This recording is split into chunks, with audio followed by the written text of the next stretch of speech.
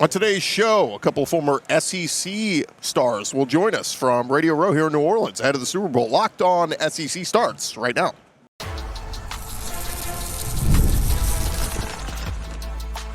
You are Locked On SEC, your daily podcast on the Southeastern Conference. Part of the Locked On Podcast Network, your team every day. And what's happening, everybody? Welcome into Locked On SEC. It's great to have you guys along on today's show. We're going to catch up with a couple of former SEC stars in their own right. We'll talk with Danny Wuerffel, the Heisman Trophy winner, national champion from the Florida Gators, will sit down with us. We'll also talk with Brandon Bolden, former Ole Miss Rebel, who, of course, went on to have great success with the New England Patriots. And we'll also talk with Jaylan Ford, former Texas Longhorn, who was one of the last guys who played in the Big 12 with Texas, who then became an SEC team this past year. We'll talk a little bit about that with him. I'm Chris Gordy. Thanks for making Locked On SEC your first listen every day. Shout out to everydayers. Remember to subscribe and check us out each and every day. Part of Locked On Podcast Network, covering your team every day. And today's episode is brought to you by Game Time. You can download the Game Time app, create an account, use our code LOCKEDONCollege, get $20 off your first purchase. All right, without further ado, let's jump into our interviews from here at Radio Row in New Orleans. And we'll start with the former Ole Miss Rebel, Brandon Bolden, running back in the NFL. Roll along here from Radio Row, and I always love catching up with some of our former SEC guys. I'm an SEC guy through and through, and always good to catch up with a guy who is from Louisiana, but somehow got out of the grasp of LSU and ended up over at Ole Miss as a Mississippi Rebel. He is Brandon Bolden. Welcome in, man. How are you? Oh, man, thank you. Thank you for having me. I'm good. Take me back through that. How did LSU, with all their great history of good running backs and all this, how did you get out of the state? I want to say that was like my sophomore, junior year. Jimbo Fisher, who was coaching at LSU at the time, he had came and he was like, "We love you at running back and we like what you can do, but we got a lot of guys in the running back room. And what if we just sign you as a safety and then, we'll move you, And I was like, I know me too well, and if I go out there to play safety, y'all not going to let me go play running back, because I was playing safety at the time too. Yeah. And just one of those conversations, it was like, I appreciate it. And I want to say maybe a week or two after that, Ogeron got fired from Ole Miss, and Houston Nutt went there, and Derek McFadden and all those boys had just left. So it was like, oh, this is my business, this is my chance. And going into that situation, there was only 2 running backs returning, and then they signed me and 2 other backs. Okay. So it was like, I could go be back number 7, or go be back number 5 and work my way up there. I was like, I'm going to go play 5. And you ended up going. That was like some of the best years Ole Miss had with Houston Nutt and hitting the ground running there. What stands out from you just 2010? You almost hit that 1,000-yard rushing mark there. But what stands out most from your college memories? Stands out most. It's just the teammates, the people, Patrick Willis, was he there when you were there? Patrick had just left. Ben Jarvis had just left. So I had Michael Orr, Mike Wallace, Kendrick Lewis, Kentrell Lockett, Jevin Sneed, Greg Hardy, Ashley Palmer. I had that crew. Okay. And so it was amazing. Great, because it was like, these are a lot of freakishly good athletes, and like, how did y'all all get on this one team? Yeah. And so practicing against them and looking back on it, that didn't do anything but shape me ready for NFL practice. Like, being able to get hit and deliver a hit in the same breath, and it was the best experience for me. That's one thing I took away about it. But best thing about college football was we all cheered for each other, because none of us knew. It was like, you're definitely going to the league off day one. Like, no. And nobody thought all those guys I named had these long careers. Paray Jerry, I just remember Paray and John Jerry. So it was a great, like a wild cast of characters. But we did our thing, and I credit them for my success in my career, and hopefully they do the same for me. We couldn't get you in the Blind Side movie? There was no role we could get in there for you? No, see, they had cut off right when I got there, so the story had kind of ended. But no, and it was funny, because when they were filming it, like, Sandra Bullock would just randomly just come to school. It was like, what is she doing here? It's like, yeah, they're filming a movie. What movie? I don't know. And then it was, I can't remember what game we was getting ready to play. And then Mike kind of just standing in the front of the theater room. He's like, what the hell are you doing? Like, yeah, we was filming a movie this whole time. And then Sandra Bullock walks in. It's like, whoa. That's funny. No way. So, we got to see like an early screening of the movie, which was pretty cool. And then it's even funnier. You got Big Mike commentary going on as the movie is playing. So like he's over the loudspeaker commentating the movie of his life, so he made it even funnier. But it was a great experience. I think the best part of that movie, though, was they had the real coaches, but they were at different places at that point. So you had Nick Saban, who was at Alabama, had to put on the LSU tie because that's where he was at the time. That to me is one of the funniest parts of that movie. And even talking to Nick, I don't know where we was, just randomly talking to him about that. He said that was by far the hardest thing was tying up that LSU tie at the time. Exactly. I was like, I bet it was. What could have been? It was funny. I just heard him do an interview last week, and he said, I don't know if he called it his biggest regret in life. His biggest regret in life, yes, he did. Knew he could be a great college coach. Why did I ever take that Miami Dolphins job? And it's like, had he stayed at LSU, like what Alabama just was for the last 15 years, he could have done that there, and it would have just changed the course of history of everything. So scary, and it would have been wild for everybody because then you got to say it's like, well, this player might not would have came here. Yeah. This player, like Alabama, probably wouldn't have had the roster they had. Yeah. They all would have been LSU guys, which would have been wild. Well, and LSU's had their fair share of talent, too. Oh, 100%. Ole Miss has had their fair share. I just saw the Senior Bowl this past week. Somebody told me they think Ole Miss could set a record for most Rebel players drafted.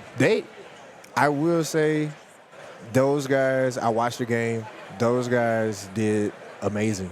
Like, because you're not playing with your teammates. Yeah. You're not playing with the same guys you just did the season with. These are new guys. Y'all just got here. Y'all made a week, if that, working with each other. And they went out there and did amazing, especially my boy Jax. Jax is very impressive. He's been impressing me. I was going to ask you, you play in the league. You know what it takes to play quarterback. Yeah. How does Jaxson Dart translate to the league? He has most of it. All he needs now is just the experience because he's been down. He's came back from games. He's made a couple, I'm not going to call him boneheaded, but boneheaded plays, and he kind of pulls himself out of those situations. So he has the great mold for being an NFL quarterback. He just kind of got to get that experience, get those lumps under his belt, as Tom would say. It's funny. We talk about getting to play with greats, and you got to play with one of the greats in Tom Brady. Is it a little weird? We're going to be watching him broadcast the Super Bowl this week as a broadcaster. Yes, that's going to be weird. That's going to be a different one for me. It's still for me. It's weird seeing him on TV anyway, but to see him calling the Super Bowl, not playing in one, that's got the hair all perfect. It's so funny. I can only imagine him just getting ready. It's like it's not sticking right. But Tom's my guy, so I'm going to support him whatever he's doing. It doesn't matter. But I'm definitely going to be shooting him texts during the whole game every time he mess up on camera. Did he ever get on you practice at all? All the time. Really? All the time. And it was, as he explained it to me, it was like because he saw something special in me and he wanted me to be great. So Tom would get on me almost every day. And I'm talking about just even if from walking from drill to drill. It's like, hey, B, come on. We just talked about this. Like, yes, sir, Mr. TB12, on my way. But like I said, he pushed me to be a great player. And, like, Tom, the crazy thing about me and Tom's relationship, the first day in the locker room, he came and introduced himself to me. Oh, that's cool. And it's like, bro, I just watched you lose the Super Bowl. I know who you are. Nice to meet you. And, like, our relationship kind of grew from there. And, like, on those away games, Tom was sitting the seat in front of me. So whether we won or lost, if I just peek up just like mess with him, like, hey, man, what you doing? And he's already watching film. Wow. He's already watching the game, moving on to the next game. And as a young player, I'm watching him, like, man, he's crazy. And then, like, year 4, I was like, hey, teach me what you're looking at because none of this makes any sense to me what you're doing. And then he goes back and he goes through all his mistakes first, has it all written up, and then he starts on the next game and see if the quarterback from the next, like whoever we're playing next, makes the same mistakes. And if they do, he wants to correct them. If they don't, he really want to correct them. So it's kind of like he preps his week right after a game. Wow. And it's not like you played with him in like 2002 or like you weren't with him in the early days of Tom Brady. You were with him. He's already established. They're winning these Super Bowls. So like when you go in there, you've got to be, your radar's got to be going on like, hey, they're expecting excellence here, so I better show up and watch what I'm doing. 100%. The first day in, They send a little shuttle to come pick us all up, and all the rookies are in this little white panel van. We're all looking at each other. It's like, yeah, so anybody else sit in the middle of the plane, just joking and stuff like that. And it's me, Dante Hightower, Nate Ebner, Tavon Wilson, Fonzo Denard. And we're kind of just riding. We're all looking at each other like, anybody else scared? It was like we all start laughing like, yes, I'm terrified. And so we walk in, and Bill, first thing in front of the whole team, I don't care if you're undrafted, first round, seventh round, middle of the road, last pick. I don't care if we signed you off the street yesterday. I don't care how you got here. It matters what you do while you're here. And so it's like, okay, that's okay. Okay, I like that. And then 2 seconds later, he's ripping Tom Brady a new one. It's like, oh, my God, no one is safe here. So, yeah, you got to kind of be on it. And we had the older players like Vrabel and all those guys had just left. Like, their remains are still, like all the guys they taught are still in the building. So those guys are trying to put that foot forward, like Gerard Mayo, Vince Wilfork, and all those guys. So the standard was set. Yeah. And Bill loved showing old film. So you're watching Ty Law just come off a corner blitz at practice and just smoke the running back sometimes. He's like, this is what I want. Not you taking them to the ground, but I want this type of intensity, this type of speed. And, like, we did it for, like, a week, and we had, like, 5 concussions. She's like, okay, y'all doing it a little too hard. But, yeah, it was great. And, like I said, learn not only how to be a professional athlete, but a professional person, learn how to be a better man and stuff like that. Bill's thing was really bigger than football. He taught us how to be men as well. Is it weird that he's in college now? So it's weird because – he used to talk to grown men like we were little, so I can only imagine what he about to talk to these kids like. But at the same time, I'm going to be more impressed of how these kids transition from college to the NFL with a former NFL coach. Yeah. So they should know the ins and outs. They should know what to look for and stuff like that. Because a lot of stuff that I learned that I know now about football, I did not know until being with Bill Belichick. And so how he elevated my game, how he told me to watch for tendencies, how he taught us to watch film, like that's stuff you don't get taught in high school or in college. So for these college kids that are about to get this NFL experience on how football actually works, because like I said, this is Bill Belichick. Yeah. My favorite scene when people like compare him to a coach on TV.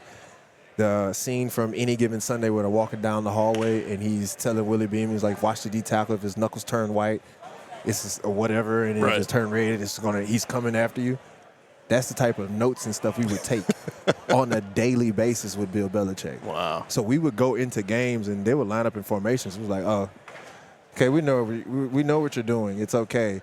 And it's the same thing with Tom. Tom watched so much film and he learned so much from Bill till a team will try to like disguise a blitz, and Tom's like, "Hey, this guy's coming. Just don't worry about it. The O-line's gonna get him. I'm gonna put you over here." It's like, all right. And then, but it worked though, because every time he's like, "Hey, turn around," and it's like it's a blitz and ball's coming to you. It's like in my mind, the first couple times he did, it's like, was I supposed to pick that up? Yeah. Because I got the first down, but did I miss a blitz? And then we get into we get in Monday and we're watching film. And it's like, this is a great play, and you didn't even waste your time on the blitzer. You ran right past him. I was like, ooh, thank God. Thank God, thank God, thank God. Is that one of the most unforgiving plays, though, as staying in as a blocking back? Like, you get no glory for it, but it's got to be satisfying. Like, yes, I kept him off my quarterback. That is the biggest thing. The one I'm always hold on to, and I got ran over a little bit. It was Ray Lewis. I was a rookie. Get a pass. And he came in head down, shoulders down, and I stood in there. It was a good, loud sound. The ball got off. We scored a touchdown, but he definitely ran me over. Wow. But it was still one of those. It's like, and this is a great pickup, B. This is not the result we want, but this is how you get in there, stick your face in there. It's like, oh, thank God somebody took my effort. Thank you. I'd be like, he's a Hall of Famer, sir. What do you want me to do? I tried my best. Tie his shoes together. I can't help you. You're still in great shape. Are we done? Are we still trying to? What are we doing here? I'm gonna still give it a shot. I'm not officially done. I got a lot left in the tank, so I tried to stay in shape in case anybody needed me this past season. But that didn't happen. So we're gonna try it one more time, and then if that doesn't happen, I will post on Instagram and I'll thank everybody for your support over the years. And, we'll go from there. But this season off has been great. I was able to be a full-time dad, like pick up, drop off at school. We had gymnastics and football practice and everything else. So it's been amazing. Of course, the wife loves it. Kids don't want me to go back to work. Yeah. Where do you live? I live in Baton Rouge. So you're back here in Louisiana. Still here. So still here, never left. So tell Saints, look, I'm an hour away. If you need me, just call me. I'll come right down the road. If you need me. If you don't need me, don't call me. It's crazy how time flies, though. You were 2012 is when you came out? God, 2012. That's 13 years ago. I know. Don't make me feel older than I already am. It's wild. Well, I'll tell you this, man. If you're playing, when your playing career is done, man, it's getting you into media. We got all these guys. Brandon Marshall's walking around here. Yeah, we got all these players turn media guys. Michael Brockers is a media guy now. Yeah, they're all doing it. Oh, wow. Okay. Yeah, we got to get you out there. Oh, definitely. It's been a blast, Brandon. Thanks so much for the time. I really appreciate it. Problem. Best of luck to you and the future and everything. And great catching up, man. Oh, man, thank you. All right, we'll be right back right after this. More Locked On SEC in just a second, but first, a message from our friends over at Game Time. If you're looking for tickets to your next big event, whether it's a concert, a comedy show, or a sports game, finding the right ticket at the right price can be a headache. But with Game Time Picks, it's never been easier, and here's how it works. Basically, you use Game Time Picks. They're going to curate and find all the great deals for you to find the best tickets at the best price. And instead of you sifting through all those different options that they have on ticketing websites, they're going to find you the best deals. They have super deals on prime seats. And, of course, they give you the option to view from your seat. So you know you're getting the best view from your seat before you buy. And the best part, you recover with Game Time's lowest price guarantee. If you find a better deal somewhere else, they're going to refund you 110% of the difference. Plus, your tickets are guaranteed to be delivered on time with easy cancellation options if something comes up. If you're ready to book your ticket to your next event, download the Game Time app, create an account, and use our code LOCKEDONCOLLEGE for $20 off your first purchase. Terms apply. Again, use code LOCKEDONCOLLEGE for $20 off. Download Game Time today. Last-minute tickets, lowest price, guaranteed. Yeah, and always fun to talk with this guy because when we had him on at SEC Media Days, we see him all the time, and he does such great work, and it's cool that he gets to do it right here in New Orleans, and he joins us right now. He is the one and only Danny Wuerffel. Welcome in, man. How are you? Man, thanks for having me. It's great to see you because I know you, man. This is the city you got drafted in. You played for the Saints. You started all the great work with Desire Street here, and kind of cool to have the Super Bowl right here in New Orleans. Yeah, this city has a lot of memories for me. It's a great city to host a party because they'll host a party no matter what's going on. So if you actually have something like a Super Bowl, it's quite a party. Yeah, it's fun to have you on. We're running through all your accolades. I mean, obviously, national champion, Heisman Trophy winner, and all this. But the thing when I saw you were in Houston a few weeks ago playing pickleball, how good are you at pickleball? Well, pickleball's kind of on the professional side is a little bit like golf. Okay. You've got professional pickleball players, which are like the best in the world. And then there's a senior pro league when you hit 50. Okay. So still pretty good, but not that good. So I just turned 50, and I played a year on the senior pro level, had a really good season, and just really, really love it. It's a fantastic sport. Anyone can play it. And it's been a great blessing for my life. You say you just turned 50. Not to say you're old, but when you say that, it makes us all feel old because we remember watching you play, and now we all feel old when we hear that. So it's always funny to hear that kind of stuff. Talk a little bit about this week and just everything going on right now. I mean, it was obviously a big football game with having the Super Bowl, but you as a former quarterback, you see a guy like Patrick Mahomes. I mean, literally a chance to cement even more legacy if he wins a fourth Super Bowl, right? Yeah, this is pretty unheard of, And if you just back up one step, too, 7 AFC Championships games in a row is unbelievable. And then a chance to three-peat what he's done at such a young time of his career. Certainly no one other than Tom Brady's in that same category of what they've done. I think it's going to be a fantastic game. The Eagles are an outstanding football team and really hard to beat. But golly, man, in those key moments at the end of the game, Patrick Mahomes seems to always be able to make some kind of magic happen. Yeah, it's amazing, too. And it gets to the point where they're like, people are asking, is the league cheating for them? Are the refs cheating? And it's like, no, man, sometimes you're just that good, right? Yeah, no kidding. It's funny. I think everybody loves the underdog until they become the champion, and then it's kind of like you kind of hate on the people that keep winning. Right. So, there's been a few calls that go weird ways, but that happens all the time. You just pay more attention to them usually in these situations. It's funny, and you had a little bit of that too at Florida when you're good, when you get good, people are like, oh, what a great story. And then you start winning too much, and then you become the villain all of a sudden. People are like, oh, they win too much. Yeah, that can happen. Is that kind of what happened? Take me back to your Florida days. Was there a little bit of flavor to that? Because Spurrier he would say stuff. He knew he would say stuff to rile people up. He didn't even have to be winning yet to be able to say the things that got people winning. In fact, this was crazy for me. So, I've known him since 1992. And years ago, I was at someone, old Gator fan's house, who had a book of quotes from Spurrier from before that up until like 1991. So this is like before I'd even knew him. And the amount of stuff that he had said prior to that is crazy. He knew how to knife folks pretty good. That's yeah. I mean, he was always one of those great. What was the you can't have citrus without UT? That was always the good one. Yeah. He always had some good ones. It's interesting too when it comes to the Florida Gators. We have a local kid from the Houston area, Willis, DJ Lagway, who went to Florida last year, played a little bit as a true freshman on the back end, and suddenly Florida starts to go on this win streak. What did you see out of that kid, and what's the future look like with him at the helm? Yeah, you said Willis, right? Yeah. We're big Willis fans now all of a sudden. I tell you what, he is a very amazing young man, an incredible player. What he has meant this year, I mean, he didn't even play that much and has created like hope that's drawn recruits from all over the country. We went from like the 50th, probably a rated recruiting class. I think now we're like 6th or 7th, in large part due to the success at the end of the year, and in large part due to DJ Lagway. Had breakfast with him a couple weeks ago. Humble kid, does a lot for charities, just wants to be a good leader, wants to be the best that he can be.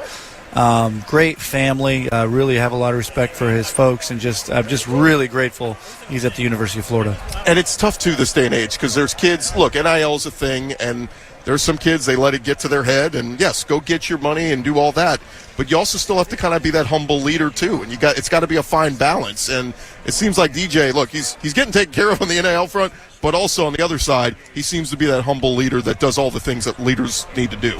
I mean, I think he's a very unusual to have all that together and to have it at such a young age. I mean, he's got an old soul in him, and just a really unique and amazing young man.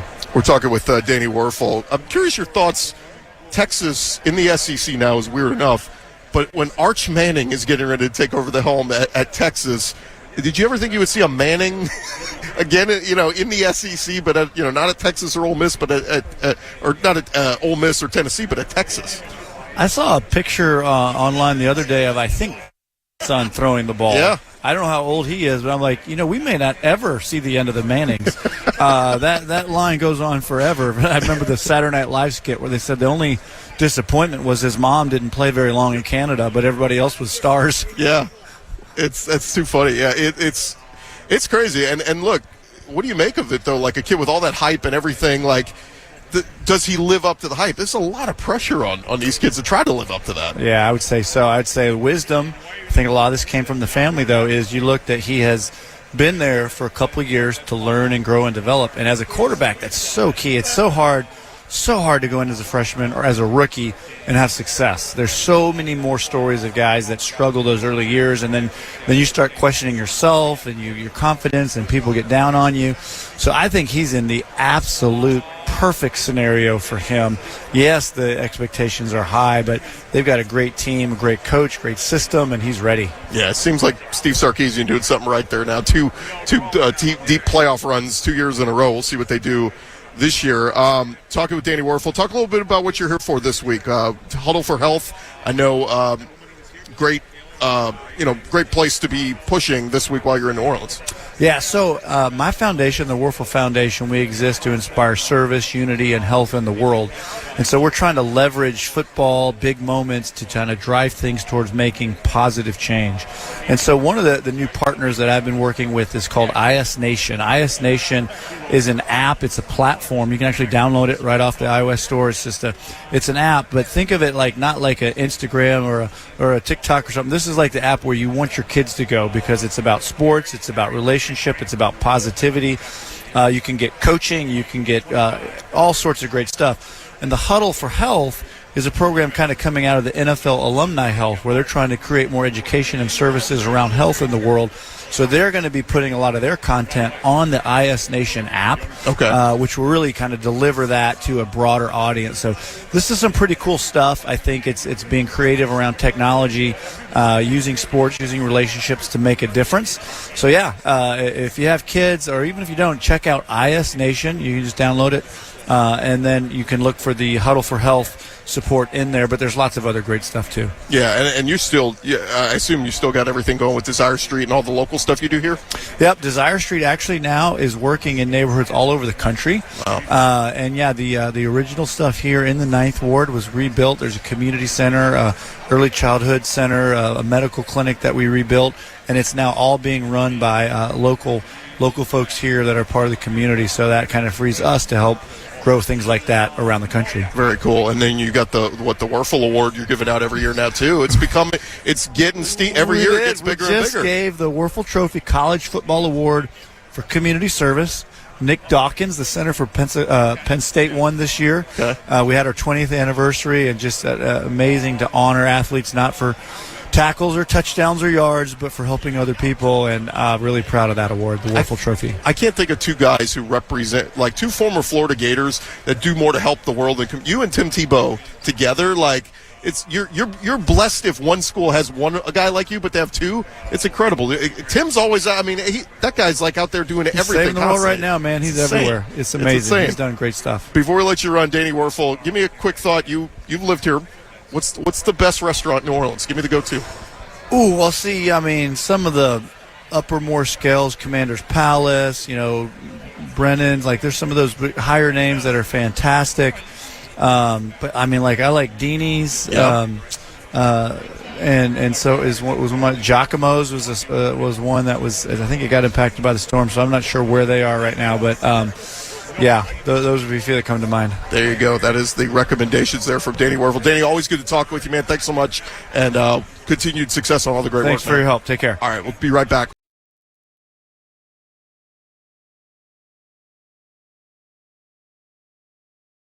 We're along here from Radio Row in New Orleans, and it's always fun to catch up with current players. This is a guy who's currently with the New Orleans Saints. He has a big boot on his leg, so he's coming back from injury, but a guy that is from right down the road over in Texas, from born and raised Frisco, Texas, played for the Texas Longhorns. He is linebacker Jaylan Ford sitting down with us. Jaylan, welcome in, man. Appreciate you for having me. I see you have the boot and you're on a scooter. Yeah. How far along are we in the rehab cycle? Yeah, here? we're about I got surgery like at the beginning of January, so about a month over. Okay. And just every day making my way to rehab, just trying to get better. I think the Saints have done a good job of helping me be confident and understanding the process and the steps we're going to take to get to be fully recovered. So I have a lot of confidence and 100% certainty that I'll be back right in time for the season. What was the rookie season like? Was your head spinning first year in the NFL? A little bit at the beginning, I will say. I think it was just it was really just trying to find a way to learn that playbook. That was probably the hardest thing for me. Just trying to pick up the playbook, and because I wanted to be, I wanted to feel like how I felt, as comfortable as I was at Texas, and obviously that takes time, and I just tend to just be hard on myself sometimes. But I think all in all, I did a good job of developing and taking coaching, and over time, I ended up finding a comfortability with the playbook and stuff like that. So it's a pretty good rookie year, kind of to understand from my vets, learn from them. Just take in all the experience. So take me back to your Longhorn days. I believe you were recruited by Tom Herman, right? Yeah, Tom Herman. You commit to Tom Herman. You play for him for a year. Yeah. And then here comes Sark. What was that all like? Playing for Tom Herman and then transitioning. So it was my first year was crazy because of COVID. And so, you got to put an asterisk over that because just the whole COVID thing it made things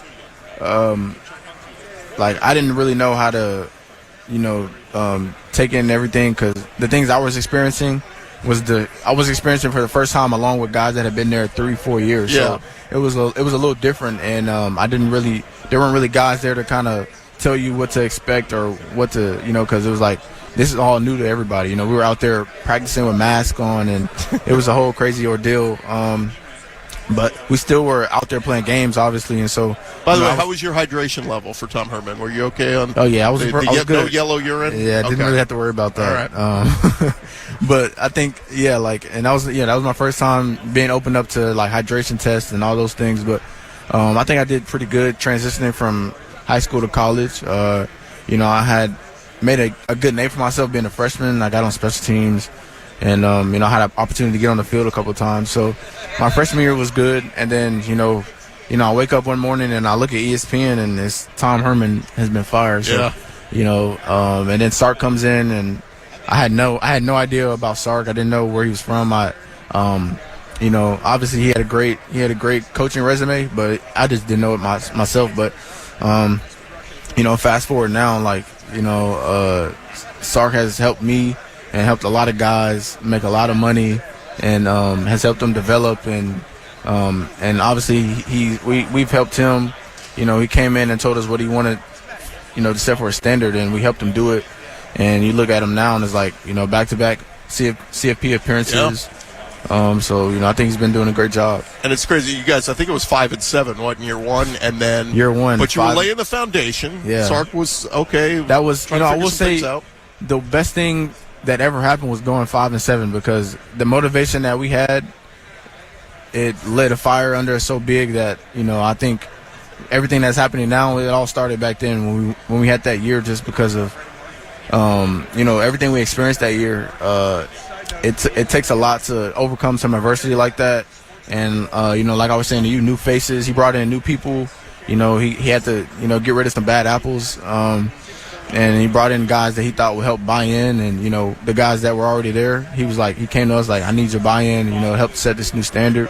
We listened, and everything else was history. Talking with former Longhorn linebacker, now current Saint linebacker Jaylan Ford. I was looking back through your games. I forgot you had 10 tackles in that playoff game against Washington. I mean, talk about leaving it all out of the field. You left it all out of the field. And, I tried, yeah. Man, they came so close. Quinn and the offense, they got the ball, they're marching down. I'm like, oh, they're going to do this. And it just wasn't in the cards. It was tough, being that close, doing something that Texas hadn't done in a long time. But just that whole journey, the whole process, not only for me, but I know for a lot of guys that were there with me. Some of them are, got drafted with me last year. Was Overshawn in your class? No, Overshawn was the year before. Yeah, year before. But even them, Roshan, Bijan, Overshawn, all them guys. But it's just been so many guys that I've seen, finally make it to the NFL, and we were all part of that group. Like, man, we're going to change this. We're going to do it. And I think we can say that we helped, get the ball rolling on what Sark has, finally start to build at Texas. Give me a scouting report on Quinn Ewers. He's officially in the draft now. Yeah. What's he bringing to the league? I like Quinn. Quinn has a bit of swagger and confidence that, at the quarterback position, you're going to get a lot of scrutiny. People are going to have things to say about you all the time, regardless of how you do. And I think he does a good job of not letting it get to him and just going to go out there and play his game. He's young and he's got a lot of promise. So I think for him, he's got to learn, learn from the guys that are in his room that have, been in the league. And then just continue to grow, and I think he's going to be a great quarterback. I was just looking at all the guys. I mean, there were so many Longhorns draft eligible leaving. I mean, like going pro. The list is. I mean, guys like Matthew Golden, who just came in for a year and all that, but like Jake Majors. I mean, dudes who have been around a while. It's a lot of Longhorns going in this draft. And that's what I'm saying. It's like, we went from, I think that year we went 5-7. I don't think we had one guy drafted. Wow. And then you fast forward to this year, and we might, we could possibly set a record, or set a record for Texas for sure. And so I think just seeing like all that just shows kind of like the work that everybody's been putting in since Stark got there, really. Yeah. And now it's starting to pay off, and you're starting to see the guys that started with him, starting to reap, the rewards of the benefits of their hard work. Are you all aboard the SEC hype train? I know you played in the last Big 12 game. Yeah, I remember people asking me like, "Oh, how do you think Texas is going to do in the SEC?" And they surpassed my expectations this year. So I mean, they were a game short of winning the SEC championship their first year, but nonetheless, they went out there and they definitely made a name for themselves. And the biggest thing when I was at Texas was respect. Like a lot of teams didn't really respect us because of the past, and I think these past couple years, I think Texas done more than enough to show that they're a team that should be respected when they get out there on the field. At least you guys still get to play those wretched Sooners up the road. Hey, it can't take that Red River game away, because man, that game is special. Being part of it, how special it is, and I'm just glad I get to see new guys, make a name for themselves in that game. Yeah. Talking with Texas Longhorn, former Texas Longhorn linebacker Jaylan Ford, now with the New Orleans Saints. It's here in New Orleans, kind of cool. You didn't have to go far, right? Yeah. It's been a cool experience to kind of, be here and be a New Orleans Saint and have, a surplus amount of opportunities to be involved with the Super Bowl, or, do media, or kind of, host things, or, do community service, all those types of things. The Super Bowl kind of just magnified it, and it's just been pretty cool experience and opportunity. Are we expecting? Are you guys going to get a head coach this week? Is that the hope? Or? That's the hope, right? I mean, the game Last is job Sunday. Open? The game is Sunday. Hopefully, by the end of next week at least. Yeah, might be a guy coaching in that game. We'll see. Yeah, we'll see. We'll see what happens. But that's certainly going to be fun to see. And man, what a crazy year too for you guys. I mean, that 2-0 start. You'll beat, what was it? Beat the Panthers and we beat the Cowboys. Cowboys. Beat the snot of the Cowboys, and everybody's like, this team going to the Super Bowl. Super Bowl. It's in New Orleans this year. And then everything just started to unwind. I guess I think injuries were a big part. Yeah, injuries were a major part. But, in the NFL, they always say any given Sunday. So I think it's just a lesson learned. Like, if you're going to start off strong, you got to finish strong. It's a lot of games to be played in the NFL. A lot of things can happen, and so I think for us, just got to learn from it and move on. What's is it tough staying away from all the dangerous food here, staying in shape? Luckily I work out a lot. I haven't been able to work out with this boot, so I have had to watch myself. Luckily I've never been a guy that food doesn't stick onto me. So I had the luxury of being able to eat pretty much a lot of things in New Orleans. The food is amazing out here. So what they do say about the food is true, and it's been great to kind of go around and find new spots and try new things. What food do you miss most living in Texas? Food I miss most living in Texas, I'd probably say the barbecue. Okay.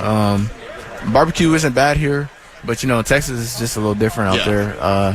But I mean, being out here for about a year now, I think I'm just switching over to seafood, enjoying the seafood and the pasta and everything else they got to offer out here. All right, lastly for you, we're talking with Jaylan Ford. Are you all aboard the Arch Manning hype train? Absolutely. What you seen Arch do in those games that he played, he was doing that at practice his freshman year. So, I'm always been like, man, he's going to be special. Obviously, he's going to have some growing pains. He hasn't started. He hasn't played and started a whole season in a couple years. So, there'll be some growing pains. Being a quarterback at Texas is going to be some adversity.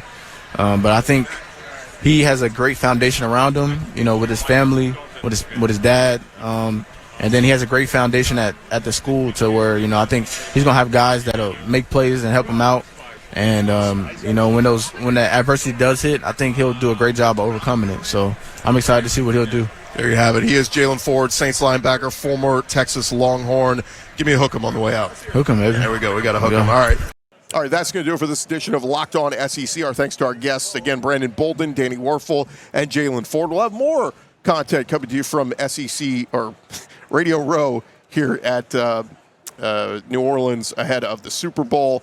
And going to be a lot of fun. Make sure you subscribe and check us out. We'll be back tomorrow right here on Locked On SEC.